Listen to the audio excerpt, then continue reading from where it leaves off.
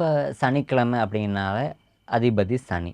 அப்போ சனி பகவான் வந்து உழைப்புக்கு காரக கிரகம். அடுத்து சனி பகவான் மந்தன். அப்போ சனிக்கிழமை நாள் பிறந்தவங்க உழைப்பாளிகளாக இருப்பாங்க.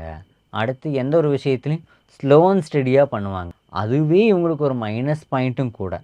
இவங்க கவனமாக இருக்கக்கூடிய விஷயம் என்னென்னா, ரொம்ப டெட் ஸ்லோவாக எந்த விஷயத்தையும் பண்ணால் அது வந்து சக்ஸஸ் ஆகாது. இவங்க கவனமாக இருக்க வேண்டிய விஷயம் இன்னும் முக்கியமானதுன்னு பார்த்தா, இவங்களுக்கு வந்து சுற்றுப்புறமும் நண்பர்கள் வட்டாரமும் இவங்கள கீழே தள்ளுறதுக்கான வாய்ப்பு இருக்குது. போதைகளுக்கு அதிகமாக அடிமையாகிறது வந்து இந்த சனிக்கிழமை நாள் பிறந்தவங்களாக இருப்பாங்க. இவங்களுக்கான வழிபாடுன்னு பார்த்தா, சனிக்கிழமை நாள் சனி பகவானுக்கு எல் தீபம் போட்டு வழிபாடு செய்யலாம். அடுத்து நீலோத்பலம் சங்குப்பூ மலர்கள் கொண்டு அவருக்கு மாலை கோர்த்து போட்டு அவருக்கு வழிபாடு செய்யலாம். கருப்பு வஸ்திரம் சாத்தி வழிபாடு செய்யலாம். எள் கலந்த சாதம் காகத்துக்கு வைக்கலாம், தானம் செய்யலாம், அவருக்கு படைக்கலாம், இதெல்லாம் பண்ணலாம். அடுத்து கால பைரவரை சனிக்கிழமை நாளில் ராகு காலத்தில் வழிபாடு செய்யலாம். அடுத்து காவல் தெய்வங்களுக்கு அபிஷேகம் செய்யலாம்.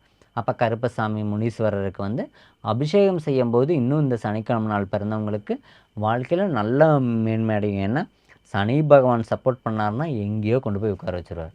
அப்போ இதில் மட்டும் இவங்க கவனமாக இருந்து தான் இவங்களோட லைஃப்பில் வந்து ரொம்ப மிகப்பெரும் உயர்வை வந்து சந்திக்கலாம்.